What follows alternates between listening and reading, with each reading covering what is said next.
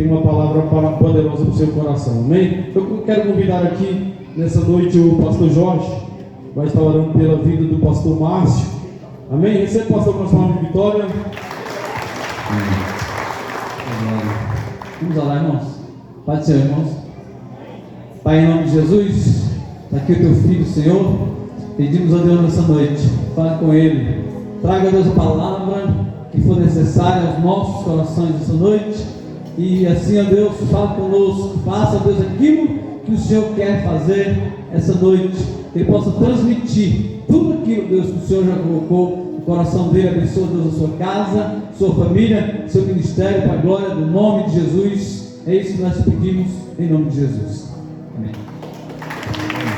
Cumprimentos, irmãos, essa paz do amém. Alguém sabe, alguém se lembra do dia 17 de julho de 2022? Alguém está lembrado desse dia? 17 de julho de 2022. Eu estava aqui pregando. Alguém lembra a mensagem, ou pelo menos o versículo da Bíblia?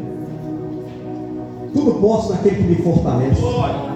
Minha esposa estava no Rio de Janeiro, minha filha estava no carro dormindo, e eu estava aqui pregando. Foi a última vez que eu vim aqui pregar a palavra de Deus. Eu recebi um convite ontem. Acho que foi ontem, foi, meu bem? Foi. Aí eu falei assim, Jesus, vou pregar a palavra de Deus olha, na igreja do pastor Getúlio, que bênção, né? Aí de manhã fui fazer a minha corrida, meu Cooper, né? E Deus foi só me enchendo. É assim que Deus faz. Amém, meus irmãos? Irmãos, abra sua Bíblia em João 18. João 18, 33. Aleluia, Deus. João 18, 33. Diz assim a palavra do Senhor: tomou Pilatos a entrar no pretório, chamou Jesus e perguntou-lhe: és tu o rei dos judeus? Respondeu Jesus: vem de ti mesmo esta pergunta, ou te disseram outros a meu respeito? Replicou Pilatos: porventura sou judeu? A tua própria gente e os principais sacerdotes é que te entregaram a mim. Que fizeste? Respondeu Jesus: o meu reino não é deste mundo. Se o meu reino fosse deste mundo, os meus ministros se empenhariam por mim, para que não fosse eu entregue aos judeus. Mas agora o meu reino não é daqui. Então lhe disse Pilatos: logo tu és rei. Respondeu Jesus: tu dizes que sou rei. Eu para isso nasci e para isso vim ao mundo, a fim de dar testemunho da verdade. Todo aquele que é da verdade ouve a minha voz. Perguntou-lhe Pilatos: qual é a verdade?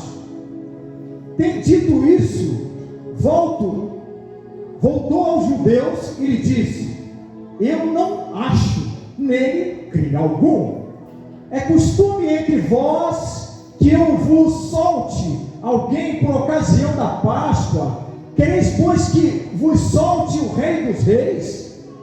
Então gritaram todos novamente: não este, mas Barrabás. Ora, Barrabás era salteador. No capítulo 19 vai dizer: então por isso Pilatos tomou a Jesus e mandou açoitá-lo. Os soldados, tendo tecido uma coroa de espinho, puseram-lhe na cabeça e vestiram-lhe como um manto de púrpura. Chegaram a ele e diziam: salve, rei dos judeus, e davam-lhe bofetadas. Outra vez saiu Pilatos e lhe disse: eis que eu vou apresento, para que saibais que eu não acho nele crime algum. Saiu, pois, Jesus trazendo a coroa de espinhos e o manto de púrpuras. Disse-lhe Pilatos: eis o homem. Ao ver-nos, os principais sacerdotes e os seus guardas gritavam: crucifica-o, crucifica-o. Disse-lhe Pilatos: tomai vós outro e crucifica-os, porque eu não não acho nele crime algum. Responderam os judeus: temos uma lei, e de conformidade com a lei ele deve morrer, porque assim mesmo se fez filho de Deus. Somente a terra. Aleluia, Deus. Mais grande. Uma palavra muito forte, abençoada, que eu, se fosse dar um tema para essa pregação, eu diria que ninguém é bom juiz em causa própria. Olha aí, agora. A gente tem que entender o seguinte: todo julgamento que existe um magistrado, e existem duas partes, e essas partes, uma parte tenta trazer aos autos do processo provas, e a outra, por sua vez, refutar essas provas. E lendo todo esse contexto do capítulo 18, que se confunde com 19, que chega até o 20, analisando uma visão meramente material, você não consegue entender. Mas se você for analisar todo o contexto da história, você vai entender a mensagem, você vai compreender que existe alguma coisa por trás de tudo isso. Se nós pudermos pegar a narrativa, pegarmos justamente o Evangelho de João, existem 7 passagens em que Jesus fala: eu sou. São 7 passagens. Se você for analisar o livro de João, você vai ver que não existe sequer uma parábola. Mas se você pegar o capítulo 1, você vai ver que há uma pergunta lançada por Natanael. Ele diz: será que pode vir alguma coisa boa de Nazaré? E aí Filipe vai retrucar: vem ver. Eu deixo aqui para a igreja uma pergunta: será que tem alguma coisa boa em Nazaré? E aí eu dou uma resposta: vem ver o que me fez. Vem ver o que me fez. No capítulo 2 de João, a narrativa é um casamento. Um casamento em que os convidados foram chamados, toda aquela pompa, toda aquela situação. E o que acontece? Acaba o vinho. E Maria chama Jesus e vai dizer: acabou o vinho, o que nós vamos fazer? E ele vem e faz o primeiro milagre. Foi louvado aqui que o milagre vai acontecer. Eu quero profetizar na tua vida, na minha vida, na vida daqueles que estão lá fora, que o milagre ele vai acontecer. O primeiro milagre acontece, ele transforma água em vinho, e todo mundo sai feliz daquele episódio. No capítulo 3 de João, ele vai dar uma lição naquele homem. Os doutores da lei, os fariseus, os engravatados, conheciam a lei, a Bíblia de cabo a rabo. E o que ele vai fazer? Ele vai dar uma lição naquele homem. Aquele homem, eu diria que ele, com medo, à noite se encontra com Jesus, justamente para que não pudesse ser tripudiado pelos seus pais. E aí quando ele encontra com Jesus, Jesus lança uma palavra para ele. Ele falou: o que eu faço, mestre? O que eu posso fazer para nascer de novo? Eu tenho que voltar para a barriga da minha mãe. Mas Jesus, não. Você precisa mudar a sua mente, o seu raciocínio. Você precisa mudar a sua postura, Nicodemos. Ele dá uma lição naquele homem. Já no capítulo 4, há um encontro inesperado. Jesus estava cansado, parou ali para tomar uma água. Estava cansado, fatigado. Muitos de vocês hoje devem estar cansados, fatigados. Muitos até trabalharam. Mas ele vai falar que ele é a fonte de água. Ele vai falar daquela mulher assim: olha, mulher, se você tomar desta água, você não vai ter, você jamais vai ter sede.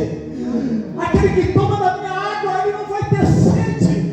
Aquela mulher então se converte.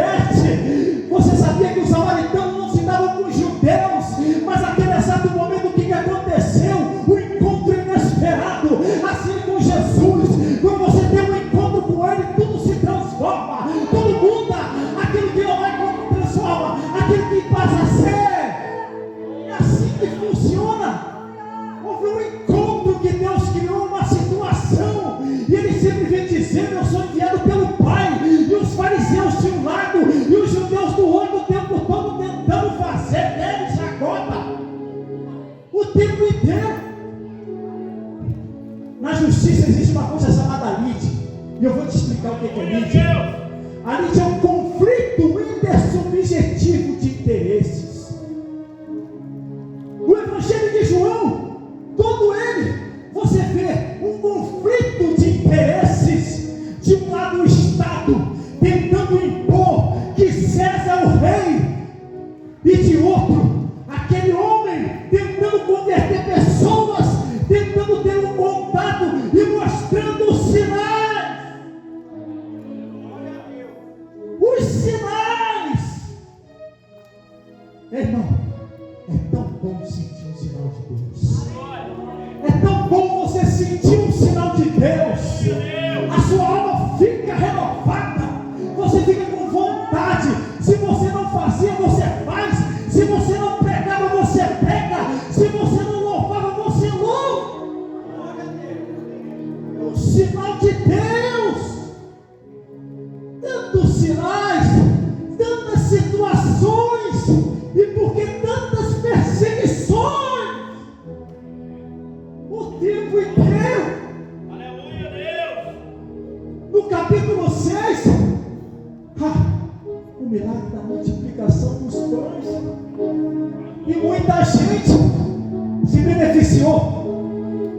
No capítulo 6, aquela multidão comeu. E mesmo assim, aqueles que presenciavam aquela situação duvidavam do milagre. No capítulo 8, o encontro com aquela mulher, uma mulher adúltera, e eles de novo perseguindo Jesus, tentando pegar Jesus nas entrelinhas.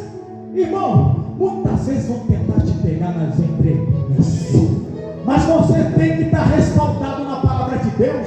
Sabe por quê? O Evangelho de João, no capítulo 8, versículo 32, diz: e conhecereis a verdade vos libertará. Isso quer dizer o seguinte: a verdade ela liberta, mas a mentira aprisiona. A mentira aprisiona. No capítulo 11, aquele jovem de nascença, aquele portador de necessidades especiais, que não tinha visão, e eles novamente têm um encontro com Jesus. E Jesus fala, ele fala para Jesus: eu só quero ver, eu preciso enxergar. Jesus fala para ele: eu sou a luz do mundo. Jesus lança uma palavra, Jesus faz um gesto, e aquele jovem começa a enxergar. E aí depois vem as retaliações. Os fariseus, os judeus, os vizinhos. Mas será que ele era cego mesmo de nascença? Será que ele não está mentindo? Quanta hipocrisia, quanta demagogia. E aí aquele jovem fala: pergunte a meu pai. E a pergunta é lançada para os pais daquele jovem. E os pais ficam em cima do muro, porque não querem sair das sinagogas. Irmão, eu quero te dizer uma coisa: existe só um lugar onde você pode estar seguro. Aleluia. Do lado de Deus. Sai de cima do muro, toma uma postura digna. Aleluia. Aqueles pais daquele jovem ficaram em cima do muro. Deus hoje quer as pessoas assertivas, corretas. Deus hoje quer uma transformação, uma mudança de pensamento, metanoia, uma transformação de dentro para fora. Deus quer postura da gente. Você tem que saber aonde você está. E a resposta é nada. Ele é a luz do mundo, a luz que clareia a minha e a tua visão, que tira das nossas vistas aquelas escamas, uma visão espiritual diferenciada.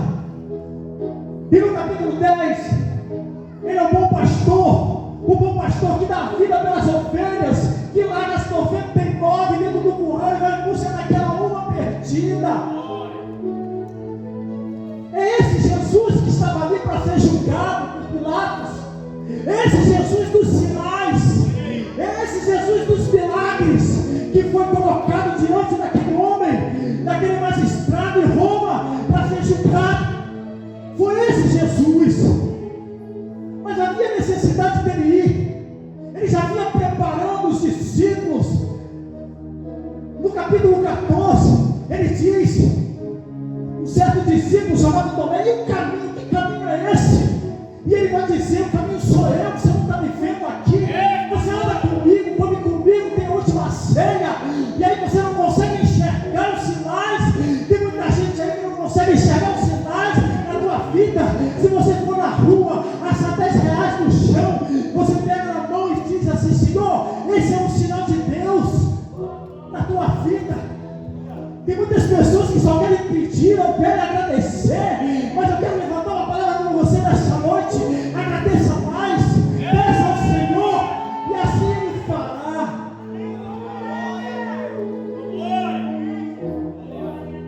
Assim é que Ele faz.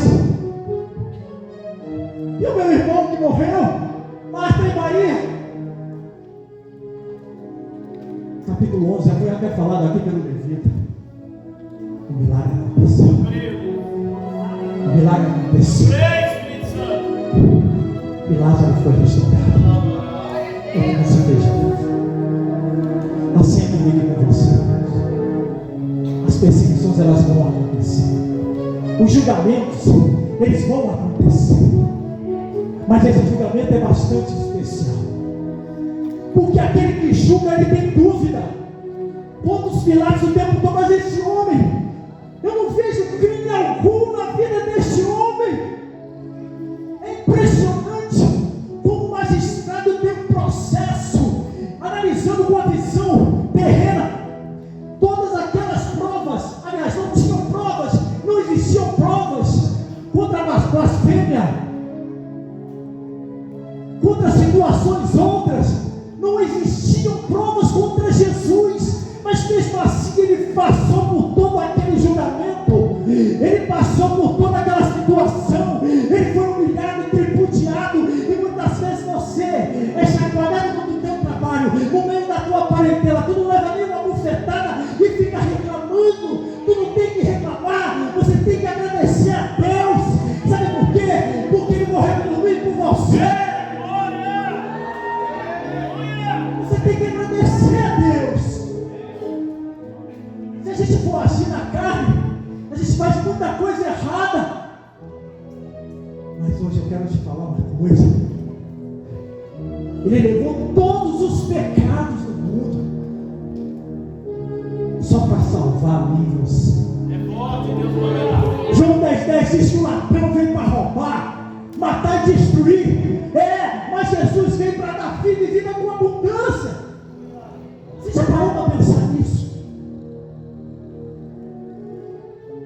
Pilatos, no capítulo 19, ele vai dizer: então por isso Pilatos tomou Jesus e mandou açoitá-lo. Ele mandou prender, bater, fazer e acontecer.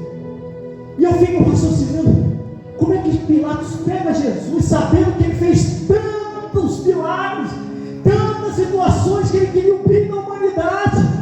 E aí Deus falou assim no meu ouvido: será que Pilatos conhecia verdadeiramente as Escrituras? Irmão, não julgue para não ser julgado. Não julgue para não ser julgado. Mateus 7. Então Pilatos pega Jesus, leva Jesus, açoita.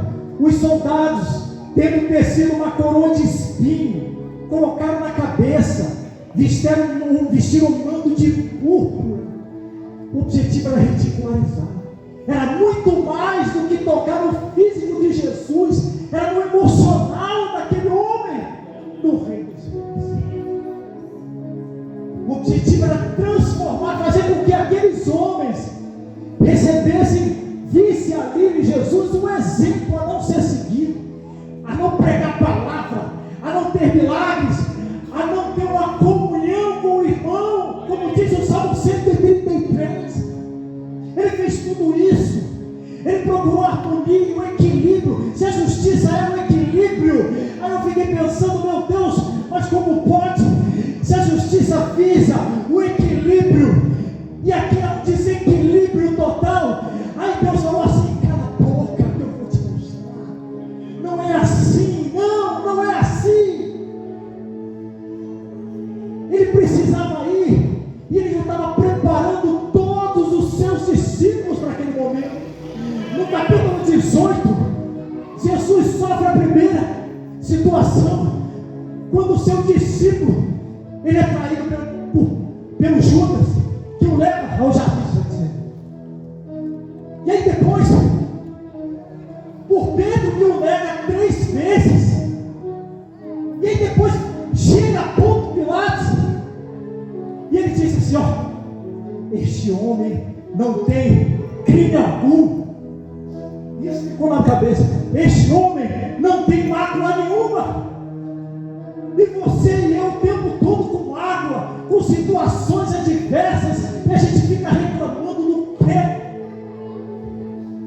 Nós não temos que reclamar, porque ele foi entregue, o Cordeiro foi entregue. Ele foi entregue para remir os nossos pecados. Na cruz do Calvário, ele foi crucificado para levar todas as nossas imperfeições. Mas aí eu fico com a visão de Pilatos. Vai ter um determinado momento no capítulo 19, se eu não estou enganado, 19:11, em que Pilatos fica atemorizado. E eu fiquei pensando: meu Deus, que situação é essa? Sabe por quê? Porque a esposa de Pilatos teve um sonho e revelou que Jesus era inocente. Só que Pilatos não podia ir contra o sistema. Ele não tinha como ir contra o sistema, porque mesmo Pilatos sabendo que Jesus era inocente, se ele fosse contra o sistema, ele ia ser retalhado. Irmãos, 33 anos que eu sigo a Força Aérea Brasileira, há 33 anos que eu vou contra o sistema. Sabe por quê? Porque o sistema é injusto. São muitas calúnias, injúrias, difamações. E você, quando você é oposição dentro de um sistema, você vai receber retaliações. Assim foi com Jesus, assim vai ser com você, assim vai ser comigo. Sabe por quê? Porque eu e você somos luz do mundo e sal da terra. O cristão sempre vai ser perseguido. Jesus foi perseguido, foi condenado, mas no terceiro dia ele ressuscitou. Mas voltando para a mulher de Pilatos, ele não deu ouvidos à mulher dele. Irmãos, a gente tem que dar ouvido às nossas esposas. Sabe por quê? Quem é casado aí, levanta a mão.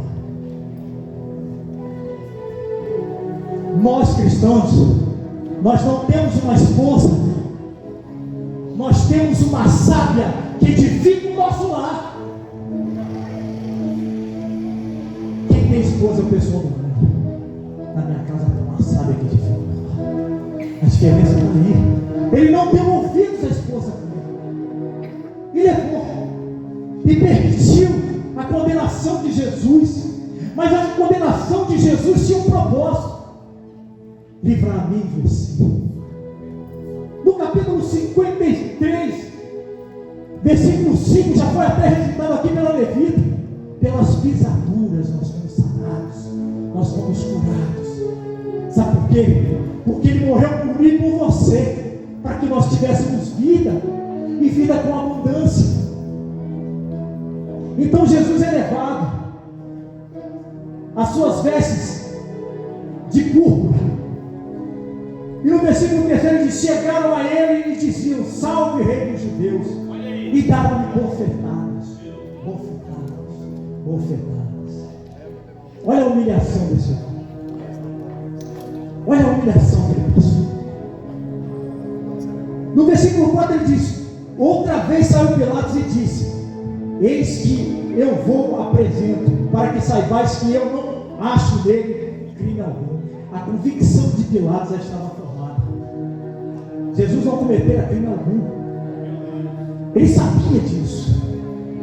Só que Pilatos era governador. Ele não ia contra o Estado. E aí eu pergunto a você: será que você fica se apegando às suas posições na administração pública, no teu trabalho? Ou será que você leva a palavra de Deus e segue literalmente o que está previsto na palavra de Deus? Pilatos optou pelo Estado. Ele optou em entregar Jesus, mesmo sabendo que Jesus era inocente. Mas a profecia tinha que ser cumprida, porque os judeus não podiam julgar Jesus por apedrejamento. O julgamento era do romano, e o julgamento romano era diferente, e a pena que ia ser aplicada a Jesus era a pena de crucificação. E o propósito de Deus foi o seguinte: Ele mandou o seu único filho para que eu e você estivéssemos aqui e tivéssemos vida com abundância. Esse era o grande propósito de Deus. O propósito não era que Jesus Cristo saísse daqui ileso. Muitas vezes Pilatos chegou e levantou algumas questões, tentou interrogar e falou assim: Jesus, você sabe que eu posso pegar você sabe que eu posso fazer e acontecer. Tem pessoas aí fora que dizem: olha, eu faço, eu deixo de fazer, eu tenho poder. Não tem poder não, porque todo poder é do Senhor, do eu sou. Pilatos só estava ali porque foi uma autoridade constituída, apenas e tão somente isso. E Jesus deu uma resposta para ele. Ele deu uma resposta para ele. Ele falou aqui, nenhuma autoridade teria sobre mim se de cima não se fosse dada. Por isso, quem me entregou a ti, pecado tem. O que ele quis dizer com isso? Ele quis dizer o seguinte: quem te respaldou foi o homem, mas é Deus que dá a salvação. É o Senhor que dá a salvação. Você está nessa posição momentaneamente, mas amanhã depois você pode não estar. Em outras palavras, foi isso que ele quis dizer. Nada é eterno a não ser o amor de Deus. Foi isso que ele disse aqui. A partir desse momento, Pilatos procurou soltá-lo, mas os judeus chamavam: se soltar ele, não és amigo de César. Todo aquele que se faz rei é contra César. Deixa eu te explicar uma coisa. A celeuma, a discussão aqui entre os judeus e entre a situação de Jesus era o seguinte: eles diziam que aquele que se autodeclarasse filho de Deus cometia crime, um delito. Mas Jesus em momento algum falou isso. Jesus agia como filho de Deus, porque foi enviado pelos céus.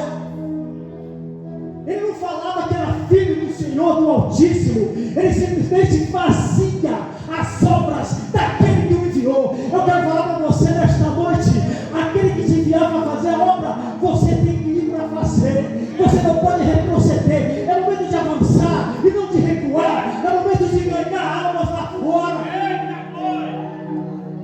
Foi para isso que ele constituiu você. Foi para isso que ele te constituiu. Foi para isso que ele trouxe os levitas para casa.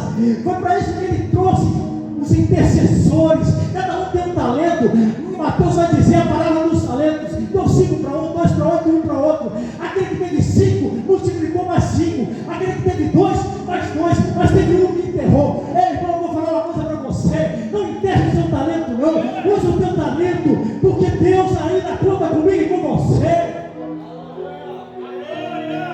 Jesus ainda conta comigo e com você. Maravilha, Deus. O que os romanos queriam era tentar enterrar o talento. Mas o talento de Jesus é eterno. Ninguém consegue enterrar. Jesus está vivo. Ele não está morto, não. Aquela visão em que José de Arimateia vai lá e coloca o bálsamo no corpo de Jesus, no túmulo de Jesus. Jesus já tinha morrido, mas eu quero te dizer uma coisa: no terceiro dia ele ressuscitou. Aleluia, Deus. No terceiro dia ele ressuscitou. Tu és maravilhoso, Deus. Tomaram eles, pois, a Jesus, e ele próprio, carregando a sua cruz, saiu para um lugar chamado Calvário. Jesus pegou a sua cruz e saiu para um lugar chamado Calvário. E eu quero te dizer uma outra coisa aqui: cada um que tem que carregar a sua cruz. A sua cruz quem carrega é você. Jesus deu um exemplo aqui, que ele carregou a cruz porque ele tinha um propósito. E eu pergunto para a igreja: qual o propósito de Deus na sua vida? Qual o propósito de Deus na sua vida? O que você tem feito para o reino de Deus? Jesus passou por todo um processo. No capítulo 15 do Evangelho de João, ele diz que ele é a videira verdadeira e nós somos os ramos, e o pai dele é o agricultor. Se o pai dele é agricultor, é porque ele constituiu a videira verdadeira. E se eu e você somos ramos, nós estamos conectados nessa videira verdadeira. Como é que está teu ramo? Teu ramo está florescendo? Ou será que ele já murchou? Essa é a pergunta que eu deixo para você. No capítulo 17 ele vai fazer uma oração. Vou ler aqui para não me perder. E a vida eterna é esta: que te conheçam a ti, o único Deus verdadeiro, e a Jesus Cristo a quem enviaste. Esse é o objetivo dele para aquelas pessoas, para mostrar para os judeus, para os fariseus, que existe um único Deus, o Deus Altíssimo, o Deus que renova, que transforma, o Deus que faz maravilhas. Mas o tempo todo eles duvidavam da situação de Jesus.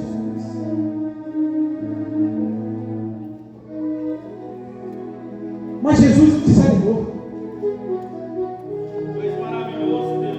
Onde o crucificaram, e com ele outros dois, um de cada lado de Jesus, os chamados dois salteadores, dois ladrões, como que, e colocou Jesus no meio. Pilatos colocou Jesus no meio, um do lado e outro do outro. Eu quero te dizer uma coisa, irmãos: nem na direita e nem na esquerda, no centro da vontade de Deus. Nem para a direita e nem para a esquerda, não desvia, mas no centro da vontade de Deus. Pilatos, ali sem saber, ele fez um grande favor para a humanidade. Ele colocou Jesus no centro das atenções, porque Jesus é o grande protagonista. Se existe uma história na Bíblia, de Gênesis e Apocalipse, existem vários figurantes, vários coadjuvantes, mas existe um ator principal. Esse ator principal é Jesus Cristo de Nazaré. Ele é o ator principal. Tudo gira em torno dele. Aleluia, Deus. Os fariseus, os judeus queriam protagonismo, mas o protagonismo é dele, a honra é dele, a glória é dele, a adoração é para ele. Para mais ninguém. Aleluia, Deus. Para mais ninguém.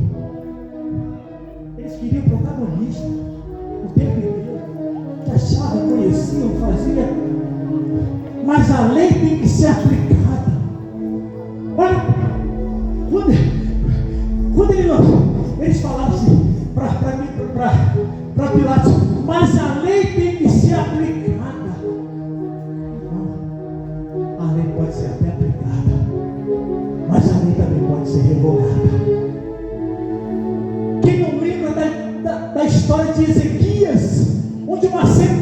foi lançada e a sentença foi revogada. A lei, ela existe, mas nem sempre o Duralex Sedelex faz a diferença. Então, Jesus estava no meio daqueles dois homens. Aqui em João ele não fala literalmente, mas um deles se arrepende. Naquele exato momento ele se arrependeu. Irmãos, não espere para 44 do segundo tempo. Se tiver que se arrepender, se arrependa hoje. Se jogue nos pés de Jesus hoje. Se tiver algum tipo de diferença, resolva hoje. Chama o teu irmão no canto, converse aqui, converse ali, chama no zap, troca uma ideia, mas resolva as questões hoje. É hoje. Não espere para depois. Não espere para depois. Um daqueles ladrões resolveu a situação ali, se arrependeu ali, mas o outro não. O objetivo deles era quebrar os ossos de Jesus, mas Deus foi tão bom que não permitiu que isso acontecesse. Irmãos, eu quero te dizer uma coisa nesta noite. Nem tudo que parece ser é, mas o homem é devendo ser. Eu vou explicar. Nem tudo que parece ser o é, mas o homem é devendo ser. Você precisa conhecer as pessoas para fazer qualquer tipo de julgamento.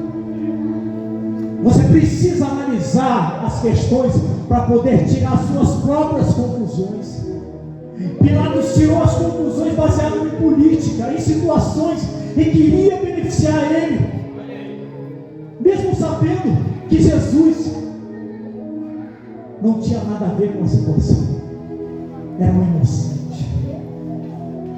Mas eu quero te dizer uma palavra nesta noite, que o milagre não vai acontecer.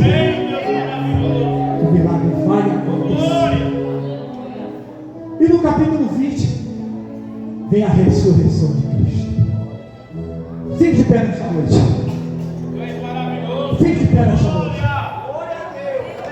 Eu quero profetizar na tua vida hoje a ressurreição dos teus sonhos. Eu quero profetizar na tua vida hoje que a glória da segunda casa vai ser maior do que a primeira.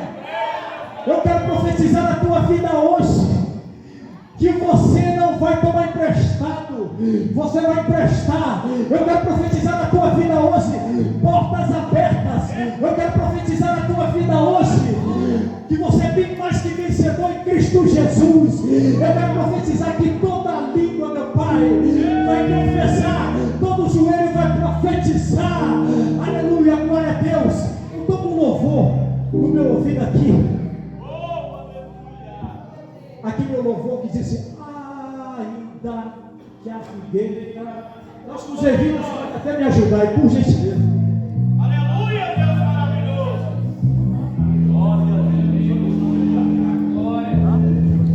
Esse louvor está falando comigo há mais de uma semana.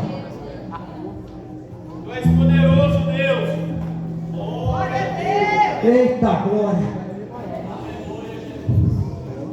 Tu és maravilhoso, Espírito Santo. Glória. O choro de uma noite, mas a alegria ela vem pela manhã. Eu creio, eu creio. Choro de uma noite, mas a alegria ela vem pela manhã.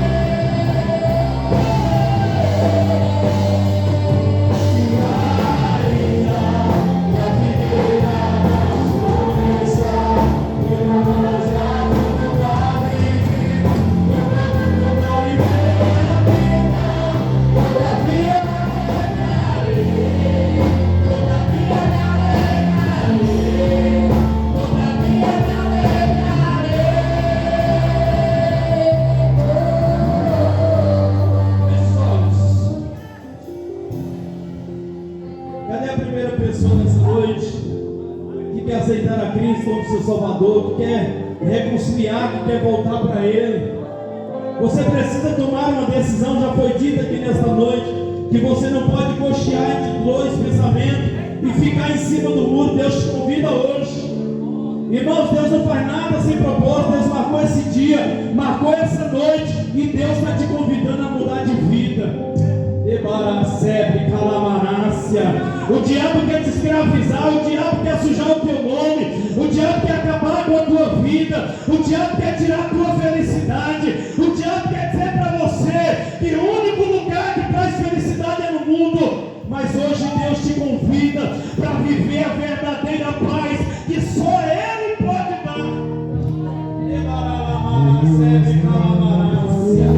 Enquanto é que louvou esse refrão, você que quer reatar sua aliança com Deus, você que quer voltar para Jesus, você que quer aceitar a Ele, não é amanhã e depois. Deus te convida hoje. Isso, Jesus está te chamando agora. O Espírito Santo está dizendo até quando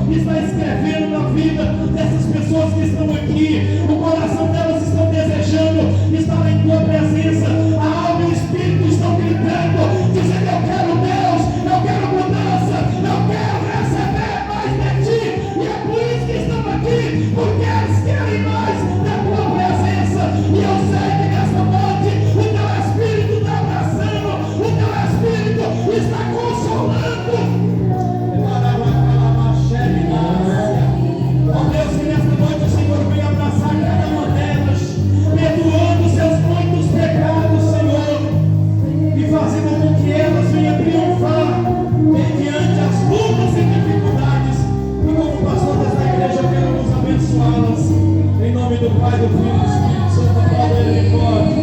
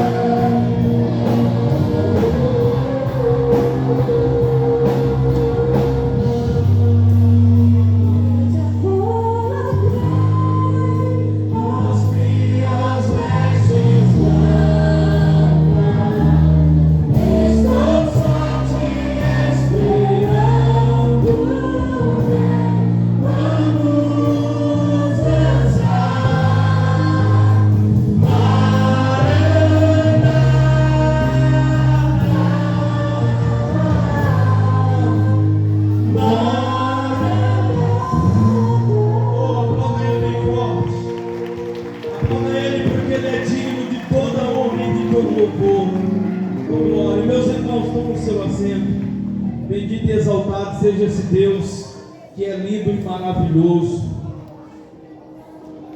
Graças a Deus, oh Espírito Santo, tu és maravilhoso. Glória a Deus. Quem tomou posse dessa palavra diz amém.